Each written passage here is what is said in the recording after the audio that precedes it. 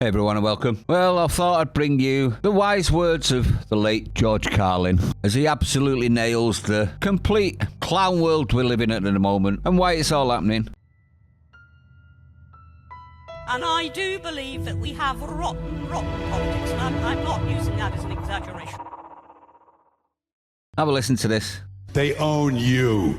They own everything. They own all the important land. They own and control the corporations. They've long since bought and paid for the Senate, the Congress, the state houses, the city halls. They got the judges in their back pockets. And they own all the big media companies, so they control just about all of the news and information you get to hear. They got you by the balls. They spend billions of dollars every year lobbying to get what they want.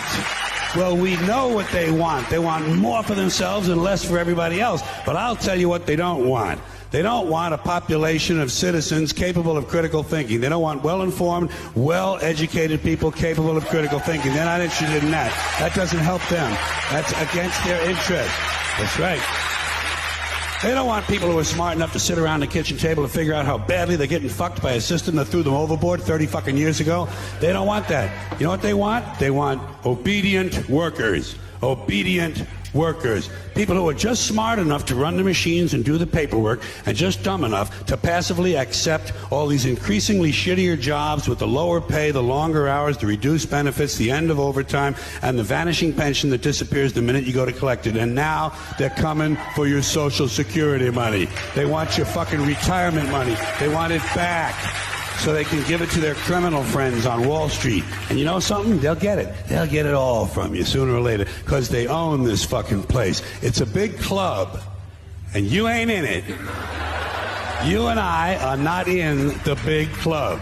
And by the way, it's the same big club they use to beat you over the head with all day long when they tell you what to believe. All day long, beating you over the head in their media, telling you what to believe, what to think, and what to buy. The table is tilted, folks. The game is rigged. And nobody seems to notice. Nobody seems to care. Good, honest, hard-working people, white collar, blue collar, doesn't matter what color shirt you have on. Good, honest, hard-working people continue. These are people of modest means. Continue to elect these rich cocksuckers who don't give a fuck about them. They don't give a fuck about you. They don't give a fuck about you. They don't care about you at all. At all. At all. If that wasn't enough to persuade you we're all buggered, this might. Just one more way of reducing your liberty and reminding you that they can fuck with you anytime they want. As long as you put up with it. As long as you put up with it.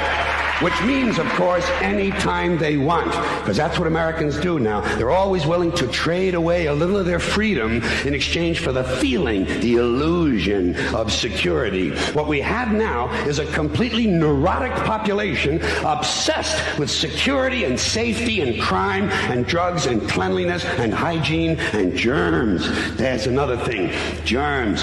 Where did this sudden fear of germs come from in this country? Have you noticed this?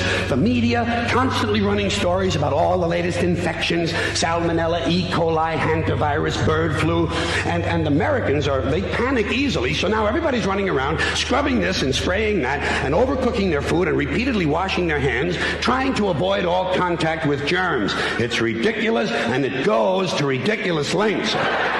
Besides, what do you think you have an immune system for? It's for killing germs. But it needs practice. It needs germs to practice on. So listen. If you kill all the germs around you and live a completely sterile life, then when germs do come along, you're not going to be prepared. And never mind ordinary germs, what are you going to do when some super virus comes along that turns your vital organs into liquid shit? I'll tell you what you're going to do. You're going to get sick, you're going to die, and you're going to deserve it because you're fucking weak and you got a fucking weak immune system. Not much you can add to any of those, is there? I thought I'd bring it to you. Rest in peace, George. Very, very wise words and very comparable to what's going on at the moment, isn't it? Stay sane. I'll see you on the next one.